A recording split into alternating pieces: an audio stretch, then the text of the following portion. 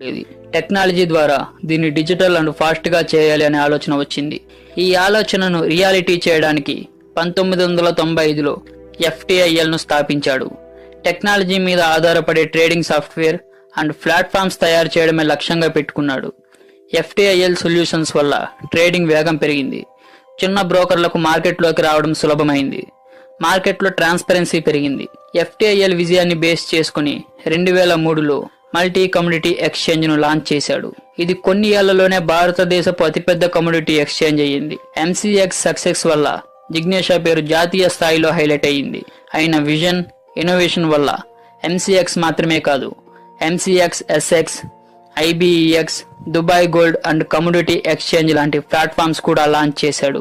ఒక్కొక్క exchange launch తో ఆయనను ఎక్స్చేంజ్ మ్యాన్ ఆఫ్ ఇండియా అని పిలిచారు. ఈ విజయాలన్నింటి వల్ల మీడియా ఆయనకు ఒక టైటిల్ కూడా ఇచ్చింది. అదే కొత్త యుగపు స్టాక్ మార్కెట్ కింగ్. జిగ్నేషా రైజ్ అనేది ఒక ఇన్స్పిరేషనల్ స్టోరీ. ఒక సాఫ్ట్వేర్ ఇంజనీర్ టెక్నాలజీ ద్వారా భారత ఆర్థిక మార్కెట్ ను డిజిటల్ చేసి బిలియన్స్ టర్నోవర్ ఉన్న ఎంపైర్ కట్టాడు. విజయాల శిఖరాగ్రంలో నిలిచిన జిగ్నేషా ఒక్క తప్పిదం వల్ల తన సామ్రాజ్యాన్ని కోల్పోయాడు. అదే national sports exchange limited scam.